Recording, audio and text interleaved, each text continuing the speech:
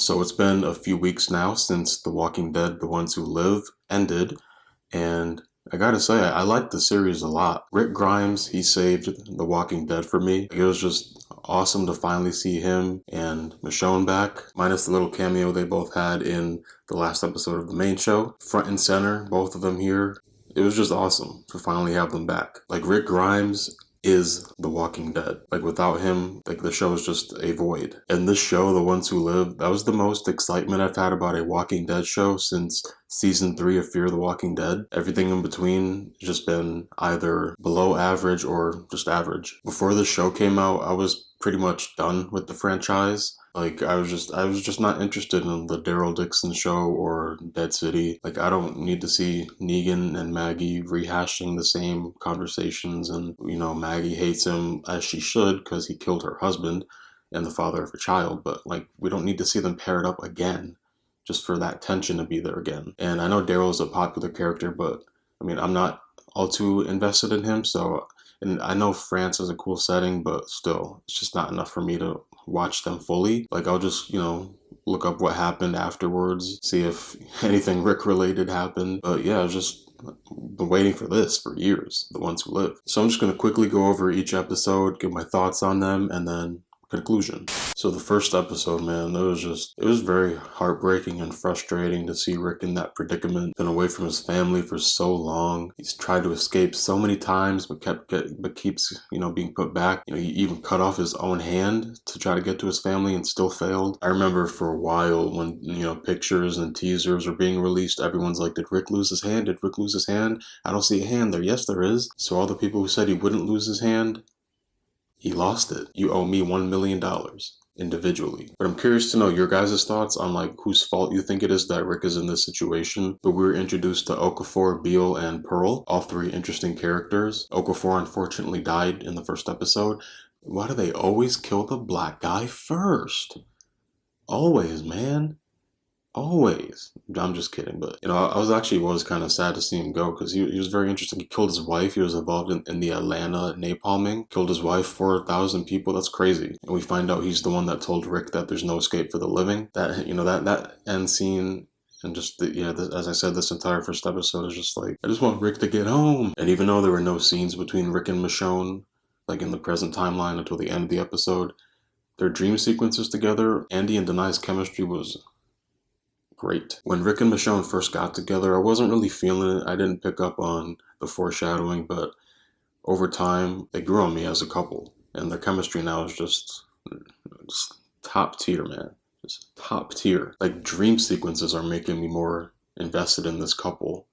And they hadn't even been on screen together in the present yet. But plot armor came to save the day for Rick when Michonne and Nat shot down a helicopter. He's the only one that lives, and Rick and Michonne reunite. Yo, imagine if after all this time of Michonne searching for him, she ends up involved in killing him. That would be extremely tragic. But for the first episode, years, I'd have to give it an 8.5 out of 10. It was almost perfect. It was very good. But episode 2, we got to see Michonne's journey to finding Rick.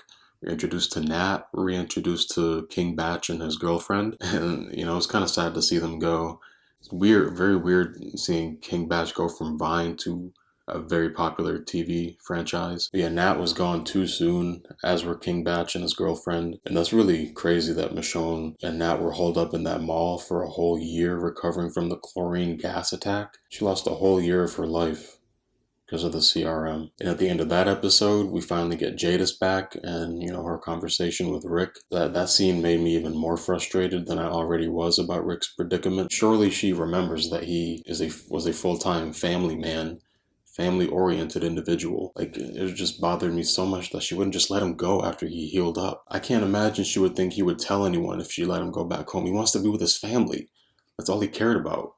If I was him, I wouldn't care about the CRM. I just want to go see my family, man. Yeah, there's another solid episode. I give that one an 8 out of 10. And it was interesting to see how the CRM works and stuff in these first 2 episodes. And we got a little more of that in the 3rd episode as well. But to be honest, I don't really have a lot to say about the 3rd episode. I mean, obviously, Michonne's never going to be able to hide that she's an A, because she's just too much of a leader, too much of a strong woman that, she gets stuff done. And I get both sides of Rick and Michonne's perspective on the CRM and going home Rick wants to go home, but like he sees how dangerous these people are. Michonne wants him to come home. She doesn't fully understand the capacity of these people. I mean, I guess she kind of would because they killed her caravan, but she hasn't been there as long as Rick has. Rick has been there like what, 8, 9 years. So I'd give episode 3 like a 7 out of 10. I just really don't have a lot more to say about that one. But episode 4, that was a great episode. As I said before, Andy and Denai, they're already amazing actors, but their chemistry really shined here in episode 4. Rick and Michonne's little banter was great, even though they were like frustrated with each other, having the banter while they were killing walkers.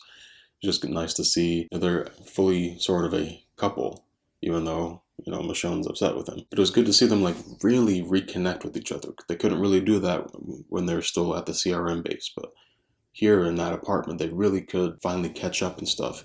And we learned that Rick is so scared of the CRM because they made him forget Carl. And you know, I never thought about that before. Like, they don't really have a way to take pictures of people that much anymore. So it's been so many years since Carl died, Rick would start to lose the image of him. That was heartbreaking. I'm glad Michonne had the phone with Carl's drawing. Rick remembered him, and you know, Carl should still be alive. Like most of us can agree that that was the worst decision that has ever been made with the show. Is killing Carl. He should still be alive. Episode 4 is definitely a 9.5 out of 10. Almost perfect. I could even give it a 10 out of 10. It was the best in the series. Unfortunately, episode 5 was a little contrived. It was still enjoyable because Rick and Michonne are there. It wasn't terrible, but it was the worst so far of the series. It's not even because it was Jadis focused. And also, by the way, I'm glad to see Father Gabriel again. I wasn't expecting that, but it made sense because he and Anne or Jadis hooked up before she left. But those 3 red shirts in that episode, like, what is it, like 10, 12 years in, and they're still struggling with walkers, a few walkers.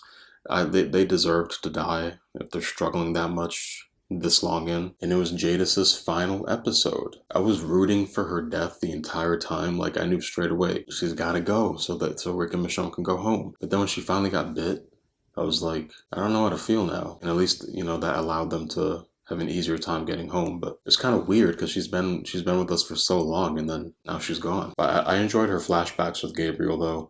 They did kind of mess up the timeline, but it is what it is. They're always messing up the timeline behind the scenes. But yeah, this episode just had like a little too many coincidences, Gimple speak, as one would call it. But nonetheless, you know, obviously still enjoyable, as I said. Rick and Michonne, Andy Denai. What did I give episode 3?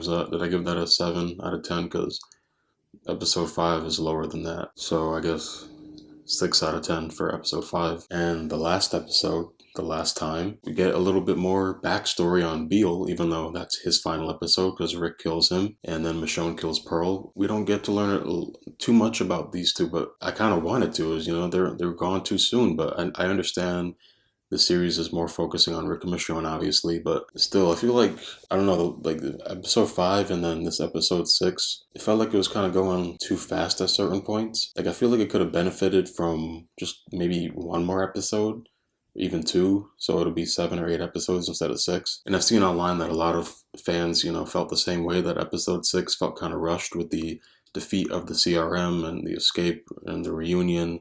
So I think at least 1 more episode could have done more justice to the end. That's kind of funny, like Rick and Michonne see each other killing people and they're like, just another Tuesday. But then we finally get to see Rick go home, reunite with Judith, and unite with RJ. Even though, like, the dialogue was still a little cheesy there, who cares? Rick is finally back with his family. Like, that's all we wanted for so long.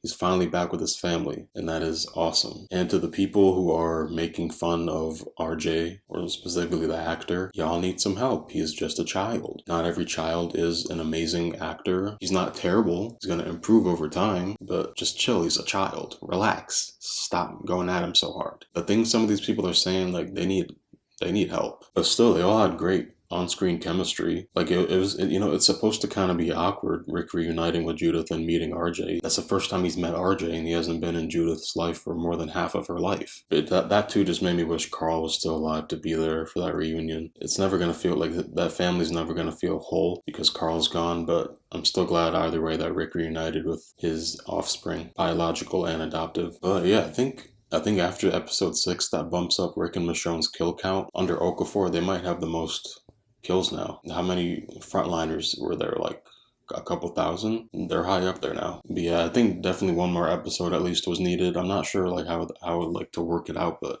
I think it would have been good for at least one more episode. But yeah, I'm gonna give episode 6. I'm gonna give that one a 7, and then bump up episode 3 to 7.5 because episode 3 was better. So let me calculate all these numbers real quick to find the average score. 2 hours later. Alright, so that leaves The Ones Who Live with a score of 7.75 out of 10 for me, from my personal opinion. So yeah, as I said, I love the series. It had very high highs.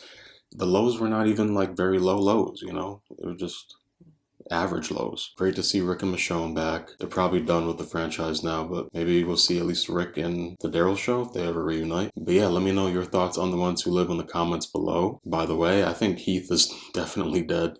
He was definitely traded as, an A? He's definitely dead.